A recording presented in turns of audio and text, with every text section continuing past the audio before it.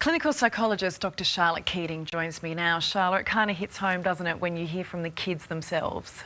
It really does, Ali. And, I think as those kids said, we need to listen to them. And I'm just so thankful for those young people for sharing their story so vulnerably, because it helps other young people to ask for help if they need it.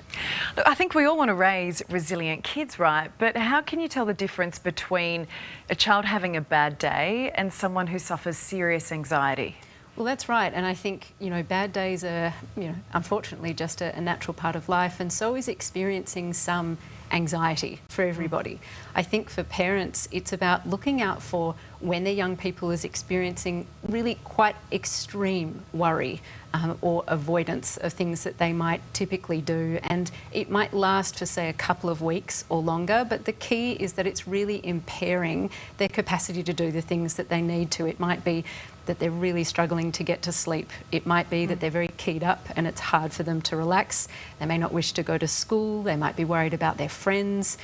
All sorts of issues that can really just be persistent and pervasive for at least 2 weeks. We heard in Dim's story there from 2 young boys who are struggling. Does it affect them more than girls? It's an interesting question. Actually, the prevalence of anxiety is more often higher in girls than it is in boys. But I mean, everyone's mental health is important, and it really doesn't matter what age they are, but early intervention is what can be most helpful in the short and longer term too. So is this something that can be overcome, or is it something then that these kids will have to manage right through into adulthood? Well, look, Ali, I think the important thing to note is that anxiety is treatable.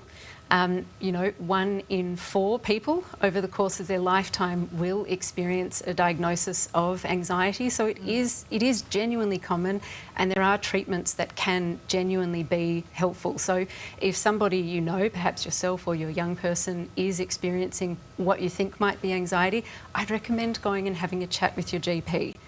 They'll ask you questions about all areas of your life, because there isn't one single cause for anxiety. So it might be about how's your sleep, how's your family, what's the circumstances generally, how are your friends going, what's school like, to really get a picture to be able to then recommend the appropriate treatment approach.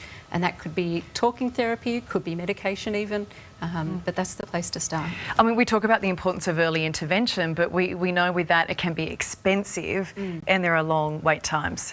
There's extremely long wait times, and I think from an affordability perspective, there really are huge barriers to access for many people. So absolutely, we need more funding, we need more resource, we need, more people out there able to help our young people who really need it.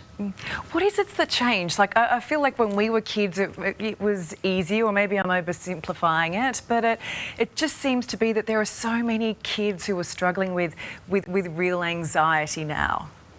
Look, Ali, I think it's multifactorial. That is, there's lots of different factors contributing, and without question, as was mentioned earlier, COVID has been a really tough time for a whole generation of young people. In terms of their social development, their academic development, really just a long period in which they didn't have those sorts of opportunities that other kids would have had at the same time. I think technology is wonderful, but we supercharged how we use technology during COVID, and sometimes that can create some challenges with social isolation and maybe not engaging in some of the everyday activities that might otherwise be helpful for development. It always helps we get them outside to play a bit more too, doesn't it? But Doctor, really good to talk to you today. Thank you. Thank you. Appreciate it.